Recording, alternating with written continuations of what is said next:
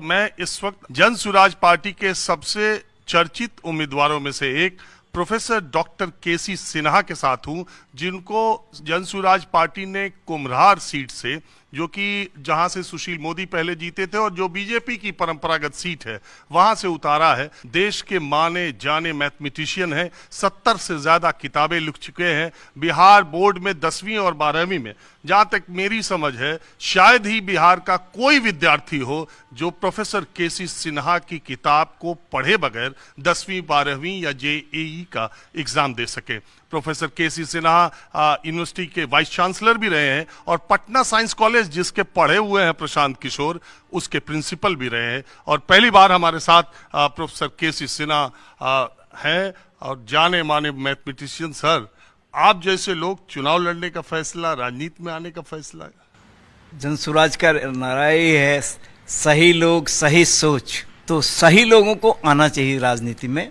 तो मेरे लिए तो ये नया क्षेत्र है, लेकिन बिहार के लोगों के लिए काम करना, विशेषकर शिक्षा के क्षेत्र में, शिक्षा के क्षेत्र में असीम संभावनाएं हैं। हम सब जानते हैं कि बिहारी कितने कठिन परिश्रमी होते हैं। सब लोग मानते हैं कि बिहारी कठिन परिश्रमी होते हैं, प्रतिभा भी उनमें प्रतिभाशाली होते हैं और ईमानदार भी होते हैं। इसीलिए हम लोग देखते हैं कि जो तैयारी करने जाते हैं, दिल्ली में जाते हैं या और कहीं जाते हैं, छोटे से कमरे में रहते हैं, अपना खाना खुद बनाते हैं और उस परिस्थिति में एडजस्ट करते हैं और वहाँ से ज़्यादातर सफल होकर के आते हैं। तो अगर हम अपने आसपास यानी बिहार में ही गुणवत्तापूर्ण शिक्षा मुहैया करा दें, कॉम्पिटिटिव एग्ज़ाम जिनको देना है उनकी तैयारी भी सरकारी स्तर पर करा दें, अच्छी तैयारी, गुणवत्तापूर्ण शिक्षा मिल जाए, तो उनको बाहर जाने की जरूरत नहीं पड़ेगी और निश्चित रूप से उनको गुणवत्तापूर्ण शिक्षा मिलेगा, जो चाहिए वो मिलेगा। तो वो शिक्षा के क्षेत्र, जिस क्षेत्र में भी जाएं, वो एक्सेल करेंगे, शिखर पर पहुंचेंगे और बिहार को भी आगे ले जाएंगे। असीम संभावनाएं हैं शिक्षा के क्षेत्र में। आप इतने जाने माने शिक्षाविद हैं सर, इतने बड़े मैथमेटिशियन हैं, इतने बड़े, आपको महागुरु की उपाधि भी बिहार में लोग देते हैं। आपसे सवाल पूछना तो मुझे बनता नहीं है उतना, लोग आपसे सीखते ही रहे और आपको सुनते रहे। मगर चूंकि आप सियासत में आ गए और आपने चुनाव लड़ने का फैसला किया, मैं पहला भले आया हूं, लेकिन अब आपके पास इंटरव्यू और सवालों की झड़ी लगती रहेगी। तो मैं ये कह रहा हूं कि ये सीट बीजेपी की परंपरागत सीट है, सुशील मोदी यहां से लड़े हैं, लगातार बीजेपी जीत रही है और ये शहरी इलाका भी है।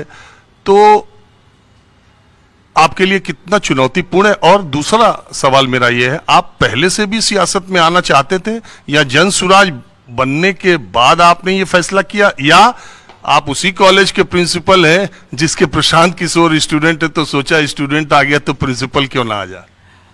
सियासत में आने का मेरा कोई इरादा तो नहीं था, लेकिन ये बिहार को आगे ले जाने के लिए उस कमेटी में, उस समिति में आने की जरूरत होती है जिसमें निर्णय आप ले सकें, यानी निर्णय को प्रभावित कर सके कि क्या बेहतर होगा इसके लिए। मैं ये पूछना चाह रहा हूं कि प्रिंसिपल साहब ने अपने स्टूडेंट से कहा कि मुझे टिकट दो, मैं भी लड़ूंगा, या स्टूडेंट ने कहा कि नहीं सर, आप पहले आप ही चलिए? अच्छा लगा, इनका जो विजन है इस पार्टी का वो अच्छा लगा और निश्चित रूप से प्रशांत जी 91-93 में इंटरमीडिएट में science college, Patna science college में थे और इसी यूनिवर्सिटी के हम भी मैथ्स के प्रोफेसर थे, तो पहले से भी परिचित था। और ये जो विजन आया कि नहीं, शिक्षा और रोजगार, पलायन रोकना, शिक्षा और रोजगार। अब होता क्या है कि रोजगार मिलता है तो इंजीनियरिंग करके आया कोई बच्चा और ऑपरेटर का नौकरी कर रहा, तो ये योग्यता के अनुसार रोजगार नहीं। तो सर, ये सुनने में और कहने में, सुनने में बहुत अच्छा लगता है कि सही में शिक्षा, स्वास्थ्य, रोजगार, यही चुनाव के मुद्दे, वोट के मुद्दे होने चाहिए। लेकिन आपको मालूम है, ये सुनने और कहने की बात है, वोट इन चीजों पे तो मिलता नहीं है। कहीं का चुनाव हो, वोट तो किसी और चीज पर मिलता है। क्या आपको लगता है कि आप चुनाव के मुद्दे यहां तक लेके आएंगे? बिल्कुल कोशिश की जा रही है और निश्चित रूप से आज न कल यहां की जनता समझेगी। मुद्दों पर होना चाहिए, इस मुद्दे पर। और प्रतिभा तो सभी लोगों में है। निचले पायदान पर जो बच्चे हैं उनमें भी बहुत प्रतिभा है। हमने देखा है कि उनके प्रतिभा को ग्रामीण क्षेत्र के बच्चे जो हैं, कमजोर वर्ग के बच्चे जो हैं, उनमें प्रतिभा नहीं है, बहुत प्रतिभा है, लेकिन संसाधनों की कमी है। संसाधन उनको कैसे मुहैया कराया जा सकता है। और जैसे दिल्ली की बात हमने कहा, तो उनमें उनके पास इतना संसाधन नहीं है कि वहाँ जाकर तैयारी करें।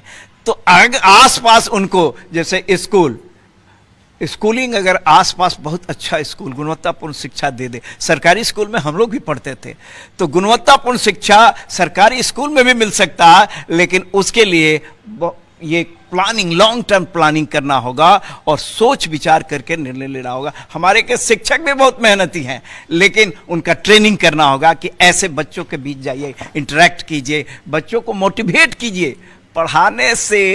पढ़ाने का जितना महत्व है, मोटिवेट करने का भी उतना ही महत्व है। तो अगर ये सब काम किया जाए, और यही काम करने के लिए हम इसमें आए हैं, और इनका विजन जो है वो हमको अच्छा लगा, इसलिए आए हैं।